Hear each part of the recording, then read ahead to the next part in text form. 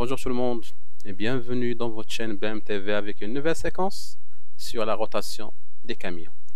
Alors dans cette vidéo, on va essayer de traiter un exercice corrigé sur la rotation des camions. Alors on commence. Alors l'exercice est le suivant. Alors une entreprise envisage réaliser les travaux de terrassement de fondation d'un R+6. Alors l'avant-maîtrise fait apparaître qu'il faut transporter vers une décharge située à 9 km. Donc ici on a une distance de 9 km entre le chantier et la décharge. Alors la quantité qu'on va déplacer, c'est 2400 m3 de déblai en place. Alors ça c'est le volume sur place. Le coefficient de foisonnement est de 20%. La masse volumique des terres en place, c'est 1900 kg par mètre cube. Attention, c'est en kg par mètre cube. Ici, on vous donne le délai des travaux. Et la durée de chantier, c'est de 15 jours. Alors, l'entreprise dispose d'un parc matériel comme décrit ci-dessous. Alors, l'entreprise est là, un matériel pour exécuter les travaux. Alors, elle dispose d'une pelle mécanique avec un rendement théorique de 30 m3 par heure, une efficience de 0,83. Le coût de location interne, c'est de 3200 forfaitaires par jour, dirhams. Donc ça, c'est le coût forfaitaire. Et si jamais il y a des heures supplémentaires, elles seront payées à 450 dirhams l'heure. Des camions type MAN, avec une charge utile de 10 tonnes, un volume utile de 8 mètres cubes. Le coût de location interne, c'est 2400 dirhams par jour. Ici, il y a des heures supplémentaires. Elles seront payées à combien? Elles seront payées à 350 dirhams par heure. La vitesse de transport en charge, c'est 25 km par heure. La vitesse de transport à vide, c'est 45 km par heure. Attention, ici, c'est des vitesses moyennes. Le temps de déchargement, c'est de 0,1 heure par voyage. Et le temps de travail journalier, c'est de 7,8 heures par jour. Alors, qu'est-ce qu'on demande? On demande de calculer le volume transporté par voyage, calculer le temps de cycle d'un camion, déduire le nombre de camions à choisir pour faire le travail, calculer le nombre de voyages par camion par jour et déduire la durée du projet. Et bien sûr, après, on va essayer de chiffrer l'opération ou bien de calculer le coût de 1 mètre cube de déblai transporté. Donc, c'est ce qu'on va essayer de faire dans cet exercice. Bien sûr, vous pouvez faire un arrêt sur l'image, d'accord? Faire un arrêt sur l'image pour que vous puissiez traiter l'exercice vous-même. Après, vous pouvez consulter la correction qu'on va voir tout de suite. Alors, pour la première question, qui consiste à calculer le volume transporté par voyage, attention, tout simplement, il faut appliquer la formule qu'on a vue auparavant. Alors, le volume transporté, c'est le minimum entre deux grandeurs, à savoir le volume utile et le CUC sur O. Alors, application numérique, ça vous donne le minimum entre 8 et 10 sur 1,6. D'accord? Attention, le 1,6, c'est le refoisonné. Alors, le refoisonnement, comment on peut le calculer? Toujours, on prend l'euro sur place, on divise sur le facteur, à savoir ici 1,2. Attention ici, l'euro est donné en 1600 en kilos par mètre cube. Alors, quand on va l'utiliser ici, on va le convertir en tonnes par mètre cube. Donc, c'est pour ça qu'on va avoir le volume transporté, c'est de 6,25 mètres cubes. D'accord? Passons maintenant à la deuxième question, alors qui consiste à calculer le temps de cycle. D'accord? Alors, la formule qu'on va appliquer ici, c'est celle-là, le temps de cycle, c'est le temps de chargement, plus le temps de transport en charge, plus le temps de déchargement, plus le temps de transport à vide. Alors, le temps de chargement, c'est le volume transporté divisé par le rendement pratique. Alors ici, le rendement pratique, c'est quoi? C'est le rendement théorique fois le cas. D'accord? Application numérique. et la valeur, c'est 0,25 heures. D'accord? Pour le temps de transport, que ce soit à vide ou bien en charge, toujours c'est la distance divisée par la vitesse moyenne. D'accord? Alors ici, c'est 9 sur 45. Ici, c'est 9 sur 25. Ça vaut dans 0,2 et ici 0,36. Pour le temps de déchargement, c'est donné, donc c'est 0,1 heure. Tout calcul fait, on va trouver un temps de cycle de 0,91 heures. La question suivante consiste à calculer le nombre de camions. Il suffit de faire l'application numérique directement de la formule qu'on a évoquée pendant les vidéos précédentes. Alors, le nombre de camions ici, c'est le temps de cycle divisé par le temps de chargement. Application numérique, on va trouver un 3,64. Vous voyez ici que le NC n'est pas un entier. Alors ici, on a le choix entre 3 et 4 camions. Alors si on prend NC égale à 3 camions, alors dans ce cas, attention, c'est l'engin, c'est la pelle qui va attendre. Dans le cas contraire, si on prend 4 camions, ce sont les camions qui vont attendre à chaque fois. Et on peut calculer le temps d'attente.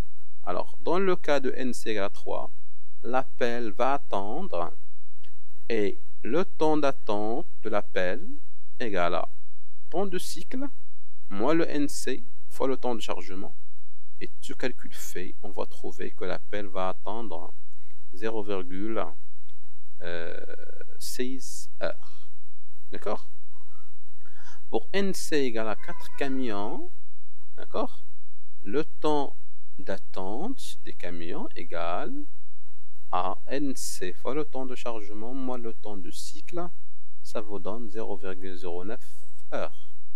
Alors attention, il faut faire l'exercice vous-même pour que vous puissiez comprendre davantage ce qu'on fait. La quatrième question, elle consiste à calculer le nombre de voyages par jour par camion. D'accord? Après, on va déduire la durée. Alors là également, on doit traiter les deux cas. On va traiter les deux cas. D'accord? Le cas où on prend 3 camions et le cas où on prend 4 camions. Alors pour NC égale à 3 camions, on aura le NV, c'est le nombre d'heures travaillées par jour, à savoir le HG, divisé par le temps de cycle, à arrondir à l'entier inférieur. Toujours ici, on va arrondir à l'entier inférieur. D'accord? Donc, c'est 8 voyages par jour par camion. Et dans ce cas, la durée, comment on va la calculer? C'est la règle de 3.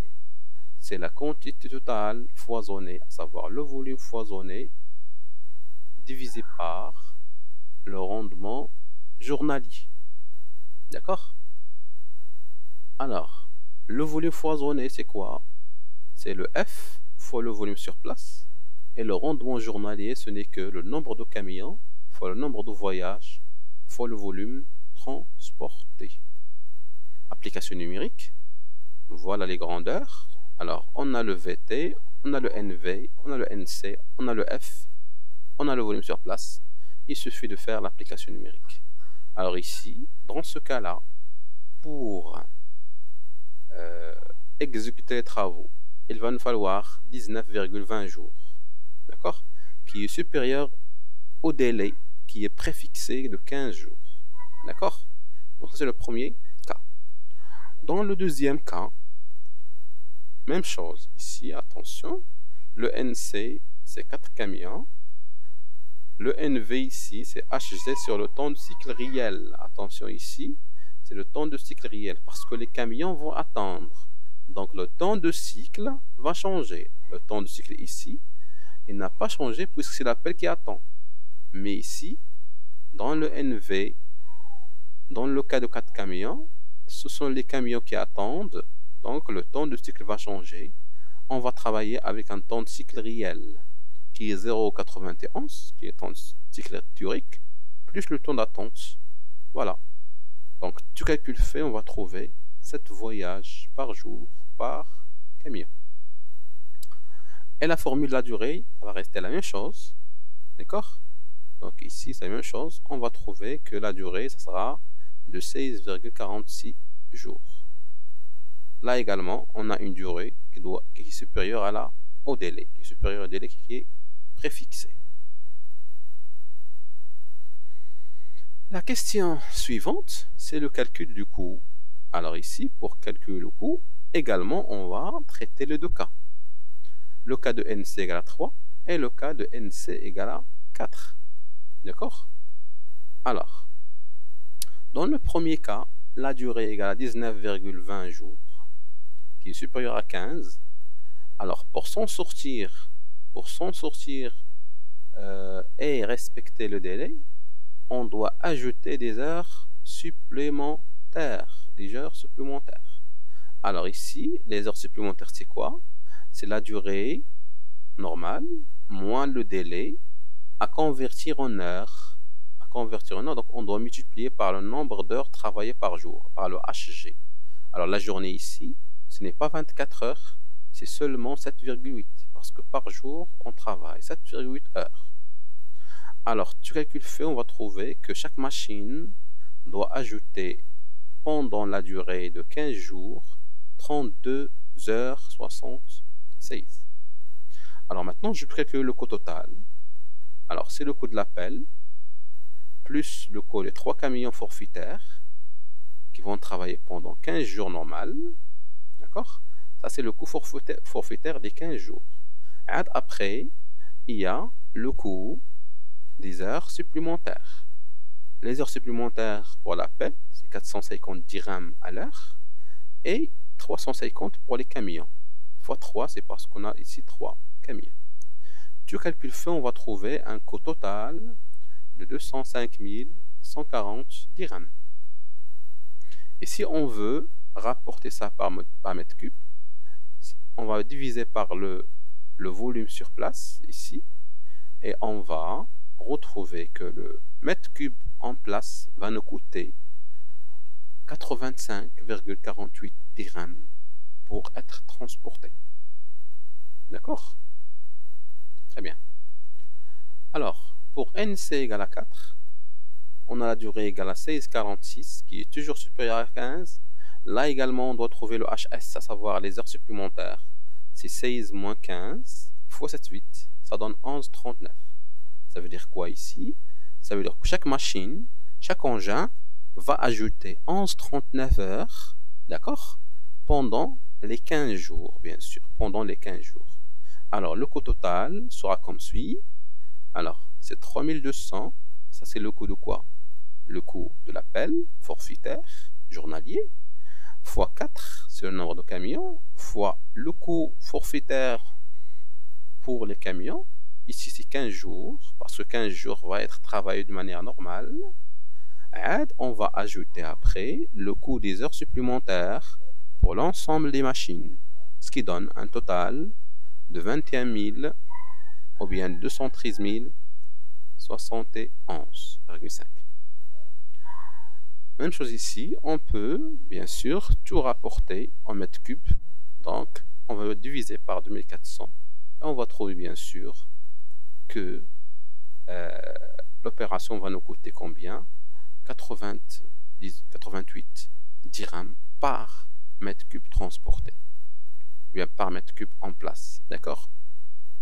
Alors vous voyez ici qu'on a fait une comparaison des deux cas, le cas où on prend 3 camions, le cas où on prend 4 camions, et on voit que là c'est le premier cas qui va nous coûter le moins cher, donc c'est ce qu'on va adopter, d'accord? Voilà, donc c'est la fin de cette séquence. J'espère que vous avez bien compris l'exercice. Alors, si vous avez des questions, si vous avez des remarques, des recommandations, n'hésitez pas à laisser des commentaires. N'hésitez pas de me contacter par mail. D'accord? Donc, voilà, je suis à votre disposition. Et comme d'habitude, n'oubliez pas de nous motiver par vos likes, par vos abonnements et vos likes. Merci.